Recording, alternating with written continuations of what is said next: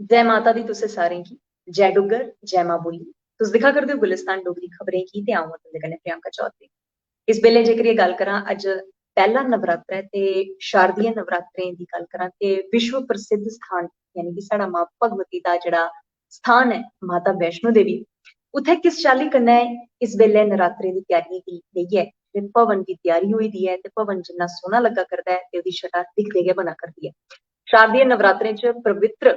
ते प्रसिद्ध तीर्थ स्थल मां वैष्णो देवी दे भवन गी इस चाल्ली कन्नै सजाए दा जियां कोई दुल्हन है जेह्ड़ी ओह् सजाई दित्ती गेदी होंदी है। देसी ते विदेशी फुल्ल न जेह्ड़े ओह् ओह्दे कन्नै पूरा भवन है जेह्ड़ा ओह् सजावट कन्नै त्यार करी दित्ता गेदा ते रंग बिरंगी रोशनी जेह्ड़ी ऐ दिक्खने गी थ्होआ करदी ऐ।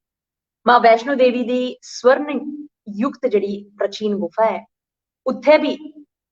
सजावट है जेह्ड़ी ओह् बक्ख-बक्ख स्थानें पर कीती गेदी है जेह्दी जे गल करचै खूबसूरती जेह्ड़ी है अपने आप च जेह्ड़ी है ओह् लोकें गी आकर्शित करा करदी है ते तमाम जातरुएं दा बी इयो गलाना है कि एह् जेह्ड़े नवरात्रे न ते मां भगवती दा दरबार है जेह्ड़ा इस बेल्ले जिस चाल्ली कन्नै सज्जे दा है ते खुशी जेह्ड़ी है ओह् उंदे शब्द थमां बखान होआ करदी ही। ते अ'ऊं बी कोशट कीती कि तुंदे कन्नै गल्लबात करां मां दे चरणें च हाजरी लान गेदे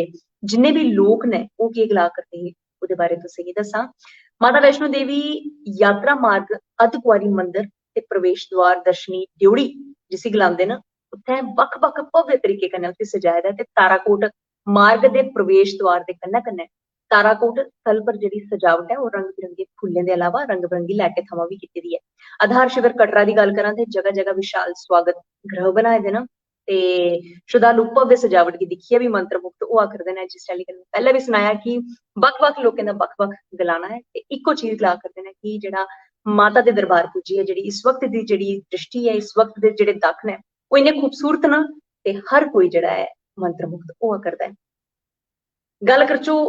पिछले कल्ला दी ते जिस चाल्ली कन्नै निक्की निक्की फुहार कल जेह्ड़ी लग्गी रेही ओह्दे कन्नै सजावट जेह्ड़ी ही ओह् कुदै ना कुदै थोड़ी जेही जिसलै सजावना शुरू कीते दा हा ते ओह्दे च थोड़ा जेहा लग्गा दा हा कि थोड़ी मुश्कल आ करदी ही लेकिन फ्ही बी माता रानी दी मेह्र होई ते अज्ज ओह् सजावट रंग ला दी है ते लोक जेह्ड़े न बड़े खुश होआ करदे न। ते फिलहाल तुसें सारें गी अज्जा दे ध्याड़े दी नरात्रें दी पैह्ले नरात्रे दी गल्ल करां मतियां मतियां मुबारखां। उम्मीद करगी जिस चाल्ली कन्नै मां भगवती दे दरबार तुस हाजरी लान गेदे हो उस्सै चाल्ली कन्नै मां बावे आह्ली दे दरबार बी तमाम जम्मू वासी ने जेह्ड़े ओह् दर्शन करने गित्तै जरूर जाङन ते आस्था दे प्रति जेह्ड़ा ऐ अपना परिचय जरूर देंगे ते एह्दे कन्नै गै बाकी लोकें गी बी कुदै ना कुदै प्रेरणा देंग कि धार्मिक जेह्ड़ी इक साढ़ी प्राचीन काल थमां जेह्ड़ी साढ़ी सभ्यता है उसी जनहित च बी जारी करो ते लोकें तक्कर एह्दा गुणगान बी करो। फिलहाल उ'नें धोड़ी तक्कर तुस मिगी इजाजत देओ। बने दे रहो गुलिस्तान डोगरी खबरें कन्नै ते अ'ऊं परतियै तुंदे कन्नै मलाटी करगी लेइयै किश होर नमें शब्द जां फ्ही किश होर नमीं गल्लां। जय डुग्गर जय मां बोली।